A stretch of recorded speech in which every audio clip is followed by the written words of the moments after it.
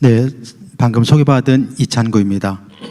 오늘은 문헌 비교로 본 최씨 낙랑국의 실체에 대해서 말씀을 드리겠습니다. 주요 내용은 낙랑에 대한 쟁점별 이해, 그 다음에 각 문헌 비교, 그 다음에 최씨 낙랑국 이후의 토착 세력, 그리고 결론을 말씀드리도록 하겠습니다. 현재까지 이 낙랑국과 낙랑군에 대한 혼동이 우리 교과서에도 그대로 좀 혼돈이 계속되고 있습니다. 지금 우리 아직 교과서에는 올해 나온 한국사 교과서에도 낙랑군이라는 이름으로 평양 일대에 낙랑군이 자리 잡고 있습니다. 한사군의 낙랑군입니다. 이러한 낙랑군 이야기는 1956년 이병도의 국사대관에 보면 그대로 평양의 낙랑군이 지도에 지금 새겨져 있습니다. 이 지도가 해방 이후 오늘까지도 계속되고 있습니다. 이러한 잘못된 낙랑군에 대한 이야기는 우리 국내뿐만 아니라 해외에서도 그대로 지금 적용이 되고 있습니다. 담기항의 중국 지도는 물론이고 암스트롱의 그 추구의 시대라는 그런 세계적인 그 책에도 우리 낙랑군이 그대로 우리 지도에 그려져 있는 상태로 세계 모든 나라에 전파되고 있습니다. 이 지도를 자세히 보면은 한반도의 영역이 거의 충청도까지 내려와 있는 그런 것을 알 수가 있습니다.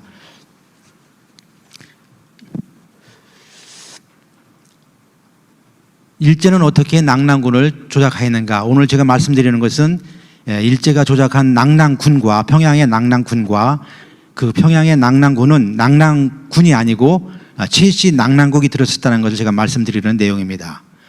이미 일제는 조선 통독부를 통해서 평양에 한사군이 들어와 있다는, 한사군의 낙랑군이 들어온 것을 기정사실하면서 우리 역사를 왜곡하고 있습니다. 이나바 이와키치에 의해서 이미 대동강에는 평양 이 낙랑군에는 평양 낙랑군, 바로 대동강에 있는 그 낙랑군은 한사군의 낙랑군이라는 그런 이론이 제기가 됐고요. 그것을 이어서 해방 이후 오늘까지도 이병도가 이 학설을 이어받아서 평양 낙랑군을 계속 주장하고 있습니다. 현재 나와 있는 이러한 낙랑군의 위치가 처음에 나나유역의 낙랑군이 요동으로 와서 결국 평양 낙랑군으로 고착된 이런 내용입니다. 각 지역별로 이 낙랑군의 한사군의 낙랑군을 주장하고 있는 지도를 보면 우리 평양 낙랑군이라고 하는 이 지도는 이미 조선 통독부에서 제기됐고요. 그 다음에 요동의 낙랑군, 또 나나유역의 낙랑군, 이렇게 세 구역으로 나눠서 우리가 이해할 수가 있겠습니다. 그러나 1931년에 조선 상고사를 통해서 이미 단지 신채호 선생님은 한사군의 낙랑군과 최씨 낙랑국은 다른 것이다 이미 지적을 하셨습니다. 그럼에도 불구하고 이 지적이 이러한 단재 선생에 의해서 제기된 이 내용이 우리한테 전수되지 않고 계속 식민사관이 그대로 전수되고 있는 것입니다. 단재 선생님에 의하면 한사군은 본래 요동에 있었다 이렇게 말씀을 하고 계시고요.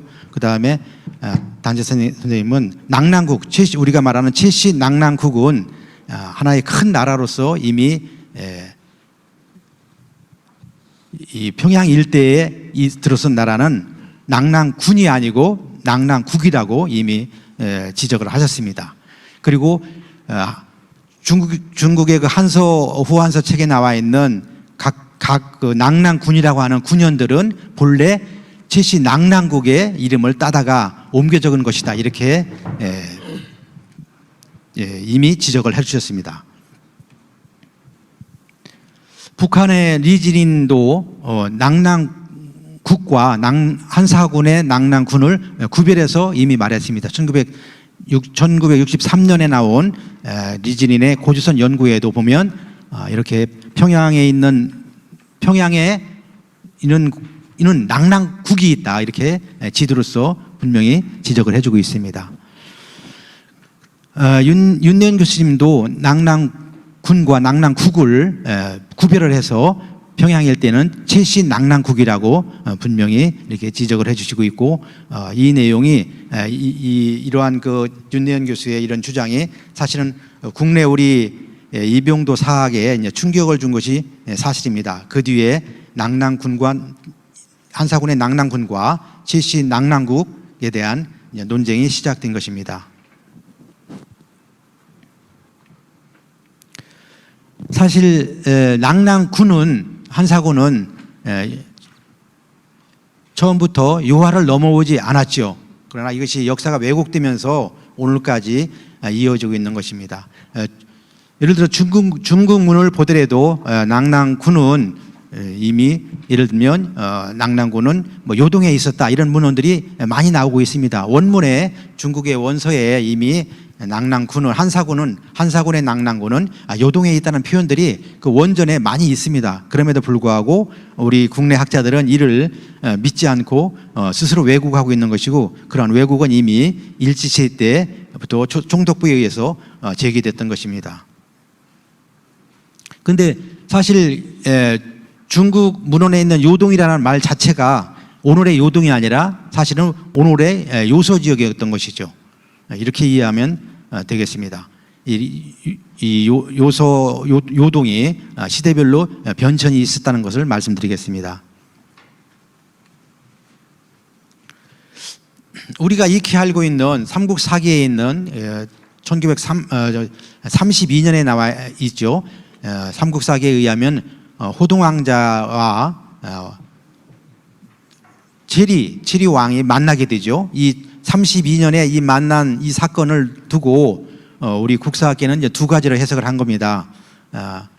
이 낙랑은 한사군의 낙랑군이냐 아니면 별도의 낙랑이냐, 이렇게 이제 논쟁이 벌어졌는데, 이 삼국사기에 나와 있는 삼국사기 32년에 나와 있는 이 호동왕자 이 사건, 이것을 보고 이병도는 이 낙랑은 체리 낙랑은 중국 문헌에는 나와 있지, 체리 낙랑이라는 말이 중국 문헌에는 나와 있지 않기 때문에 믿을 수가 없다, 이렇게 이제 단정을 해버린 거죠. 그러나 이것을 한 발자국만 들어가서 우리가 연구해 보면 이 낙랑은 한사군 낙랑군이 아니고 별도의 체리 낙랑이라는 걸 알 수 있지만, 이미 이병도는 이 해석 자체를 무시하고 없애버린 거죠. 이 설명을 하면서 이병도의 시각을 빌리면 이병도는 한 적이 없으니까, 중국 문헌에 없으니까 믿을 수 없다 그랬습니다. 그렇다면 한사군 낙랑군은 중국 문헌에 요동에 있다고 해서 믿어야지 왜 그 말을 믿지 않고 이런 억지를 부리는지 모르겠습니다. 자기가 필요할 때는 이용을 하고 필요하지 않은 것은 역사에서 지우는 그런 역사의 그 만행들을 자행했습니다. 한 가지 이제 이 낙랑을 이해할 때 삼국사기에서 우리를 이제 혼동스럽게 하는 게 있습니다. 44년에 살수 이남에 속한, 한나라에 속한, 살수 이남에 한나라에 속한 낙랑이 있었다라는 그런 문헌이 나오게 됩니다.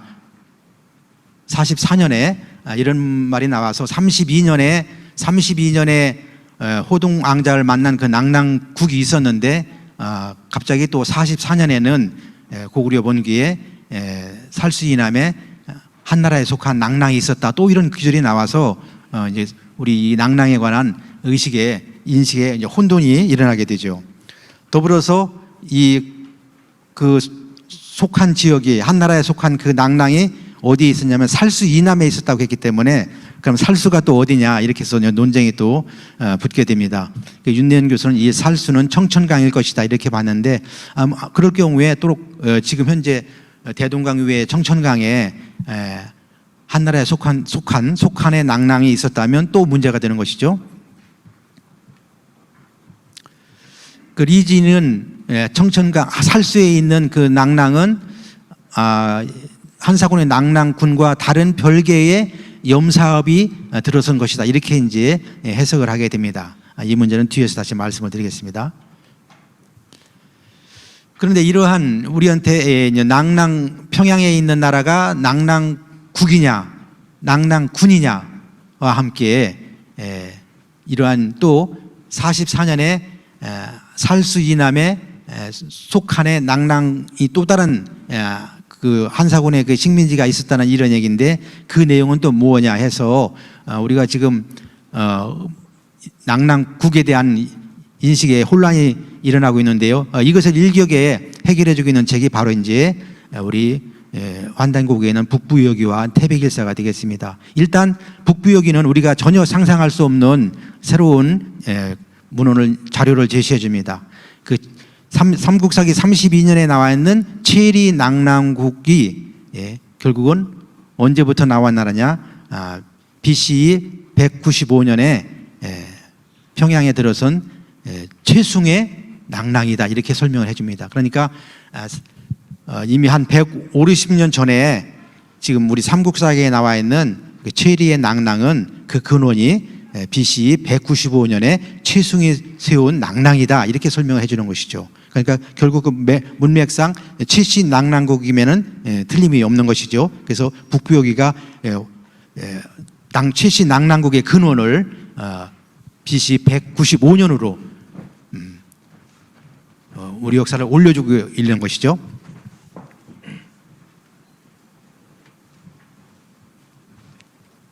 그 다음에 이제 태백일사가 이제 새로운 정보를 제공해주고 있습니다. 태백일사는 우리가 지금 평양에 낙랑국이 최씨 낙랑국이 있는 건 이제 이해가 됐죠. 평양에는 본래부터 최씨 낙랑국이 있었다. 그 최씨 낙랑국은 삼국사기는 32년에 처음 등장하지만 그 근원을 알고 보니까 북부여기에 의해서 BC 195년부터 평양 일대에 최씨 낙랑국이 있었다 이렇게 이제 우리가 이해를 하게 되죠. 그런데 이제 태백일사는 한 걸음 나아가서 평양에도 낙랑국이 있었는데 평양뿐만 아니라 요동에도 낙랑국이 있다 이렇게 이제 새로운 자료를 제시해 줍니다. 태백일사가 일러준 중요한 내용은 다시 말씀드리면 요동의 해성 일대에도 낙랑국이 있었다는 것이죠. 그러니까 낙랑국의 최씨 낙랑국의 역사 영역 강역이 매우 넓어지죠. 우리는 이제까지 평양 대동강만 생각했는데 요동에도 있다는 얘기죠. 그 내용을 보면 아주 자세하게 나와 있습니다. 37년에 우리 삼국사기에도 37년에 낙랑이 망했다고 나오는데 그 낙랑이 망한 것은 평양 일대에 있던 낙랑이 망한 것이고 그 다음에 그 일대는 어디냐면 이 영역을 구별해 말합니다. 동암록, 그러니까 지금 현재의 압록강이 동암록입니다. 현재의 동암록 남쪽에는 그 고구려가 그 평양의 낙랑을 멸해서 고구려의 귀속으로 삼았고 그 다음에 해성, 요동의 해성 일대에는 또 낙랑국이 있는데 일부는 점령하고 일부는 점령하지 못했다 이렇게 나온 거죠. 그러니까 최씨 낙랑국의 영역은 평양 대동강에서부터 요동의 해성 일대까지도 영역이 있었다는 걸 우리가 알 수가 있습니다.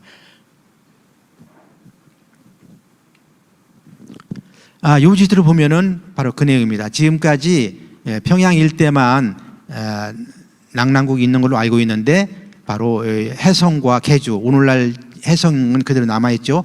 해성과 계주 이 일대까지 최씨 낙랑국의 영역이었다 그런 얘기죠. 그런데 이제 문제가 뭐냐면 앞에서 이제 44년에 우리 삼국사기에도 44년에 살수 이남은 염사국이라는 나라가 들어갔다 이렇게 했는데 그 내용은 뭐냐면 바로 이 해성 일대의 해성과 계주 사이에 살수가 있었어요. 그러니까 우리 문헌에서 말하는 살수는 대동강 청천강의 그 살수가 아니고 이 해성 계주 일대에 있는 살수라는 거죠. 그렇죠? 그 살수 이남 지역을 이 해성 전체 일대 중에서 여기 이 해성 일대 중에서 일부분은 한 나라가 차지했고 그 다음에 그 일부분은 고구려가 차지했다는 얘기입니다. 앞에서 말할 때 고구려가 일부만 차지하고 일부는 차지하지 못했다는 그 내용이 바로 이 내용입니다. 이 해성 일대를 고구려가 일부는 차지하고 일부는 차지하지 못했다. 그 일부를 차지하지 못한 그곳을 누가 차지했느냐? 바로 한나라 광무제가 와서 이 일부를 차지했다. 그 다음에 나머지는 물론 이제 그냥 최신 낙랑국 영역으로 남았겠죠. 그래서 이 살수 일대에는 세 나라가 각축을 벌인 겁니다. 낙랑국, 고구려, 그 다음에 한나라 이렇게 된 거예요. 그 다음에 그럼 이 평양 일대의 낙랑국은 어떻게 되느냐? 고구려가 점령을 해가지고 평양 위에는 고구려의 속국으로 만들고 평양 이남은 그대로 낙랑국이 존속하게 되는 겁니다. 그래서 지금 역사에서 쟁점이 된 이 낙랑국에 관한 살수는 청천강 이 한반도에 있는 청천강이 아니라 바로 해주, 계주 일대에 있는 그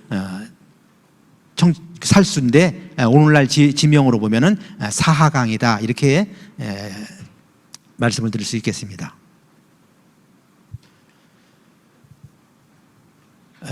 말씀드린 대로 이 평양 이남 지역은 낙랑이 그대로 존속이 됩니다.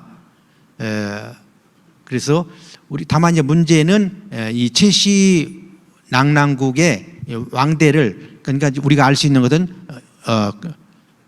처음에 최숭이 건국한 건 알 수 있고요. 중간에 체리가 고구려 호동왕자를 만난 그 체리에 대해서는 알 수가 있는데 더 이상의 왕대를 알 수 없는 것이 지금 그 최씨 낙랑국에 대한 지금 한계라고 할 수 있겠습니다.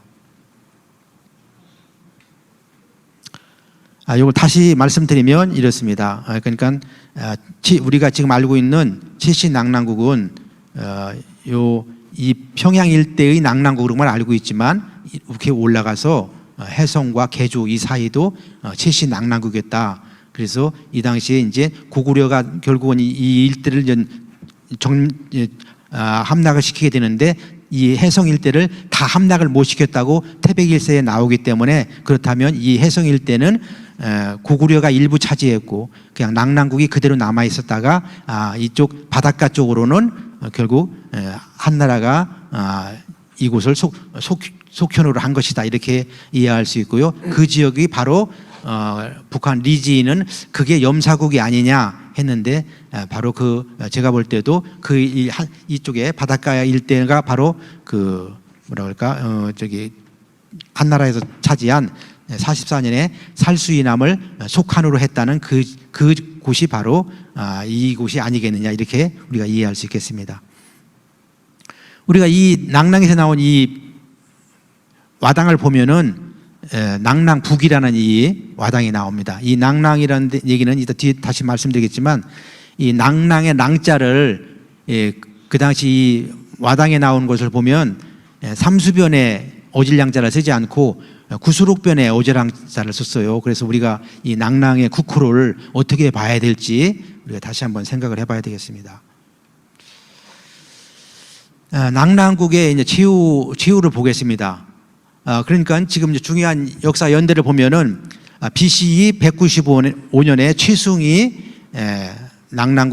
최씨 낙랑국을 세웠습니다. 건국을 했습니다. 그 다음에 32년에 호동왕자와 만난 사건이 있었습니다. 그 다음에 37년에 고구려의 침략을 받았고 또 44년에 또 침략을 받게 됩니다. 그러다가 낙랑국의 이제 그 최종 멸망은 신라 본기에 이제 그게 나와 있는데요. 신라가 낙랑과 대방을 함락시켰다는 규절이 나옵니다. 이게 300년입니다. 이때 그럼 300년에 최종적으로 이제 낙랑이 멸망을 하게 되는데 이때의 낙랑은 요동반도는 잃어버렸고 평양 윗지방은 고구려가 이미 차지했고 평양 이남에 남아있던 조그만한 낙랑 소국, 그 조그만한 낙랑 소국은 300년까지 역사의 명맥을 유지해 왔다 이렇게 말씀드릴 수가 있겠습니다. 당시 이제 300년에 낙랑을 멸망시킨 나라가 신라입니다. 신라가 낙랑을 멸망시켰으니까 그 낙랑은 평양에 있었던 최씨 낙랑국의 후예들이구나라고 우리가 알 수 있겠죠. 만약 그게 그 300년에 망한 낙랑이 한사군의 낙랑이라면 중국과 신라가 전쟁을 했어야 되는 얘기죠. 그건 아니니까. 그래서 이제 낙랑 소국이 300년에 이제 신라에 의해서 망하게 되고요. 우리가 말하는 궁금한 한사군은 우리 삼국사기에는 고구려 본교에 313년에 2,000명의 포로를 잡았다 이렇게 나옵니다. 근데 이 2,000명의 포로를 잡았다는 말을 우리 국내 식민사학자들은 이게 한사군의 낙랑군이 멸망한 것이다 이렇게 이제 해석을 하죠. 근데 왜 그렇게 해석하는지 모르겠어요. 포로를 잡았으면 포로를 잡은 것으로 끝나는 거지 그것을 확대 해석을 해가지고 한사군의 낙랑군이 망한 것으로 이렇게 엉뚱한 해석을 하죠. 그래서 왜 그러느냐, 이 식민사학자들은 한반도에 있는 낙랑군이 아무래도 마음에 걸리니까 빨리 망한 것으로 처리를 해서 이동을 시킵니다. 소위 말해서는 낙랑군 교치죠. 다른 곳으로 이동했다는 말을 하고 싶어가지고 313년에 이 고구려에 의해서 낙랑이 망한 것으로 이렇게 좀 식민사학자는 설명하고 있죠. 그러니까 자기들도 마음이 부담이 되는 것이죠. 한사군, 평양에 한사군이 있다는, 한사군의 낙랑군이 있다고 말을 하려니까, 거짓말을 하려니까 얼마나 마음이 조마조마하겠어요. 그러니까 이제 결국은 가짜로 한사군이 망한 것으로 이렇게 이제 역사 해석을 해놓고, 그런데 이 한반도에 있는 평양에 있는 낙랑군이 망해가지고 요동으로 갔다, 어디로 갔다, 교치했다 이렇게 이제 엉뚱한 학설을 제기하면서 이 평양에 있는 낙랑군에서 자기들도 양심에 있으니까 그걸 벗어나려고 하는, 그래서 저는 그래서 좀 심한 말이지만은 이 식민사학자들이 313년에 이 낙랑을 가짜 사망 신고서를 해가지고 죽은 것처럼 해서 장소를 이동시키는 겁니다. 사람 죽었다고 그래가지고 가짜 묘를 저 요동으로 이렇게 옮기려고 하는 그런 술책을 지금 한 것입니다. 결론적으로 말씀드리면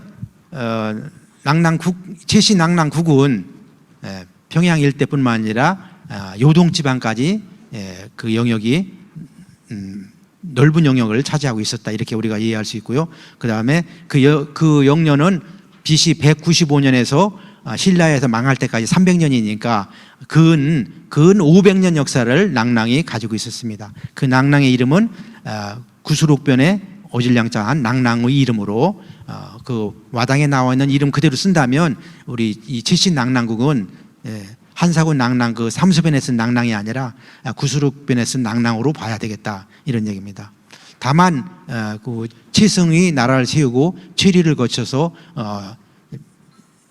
AD 300년까지 이 낙랑이 이어왔지만 중간중간에 그 왕대를 알 수 없는 것이 우리한테는 어떤 숙제라고 생각합니다.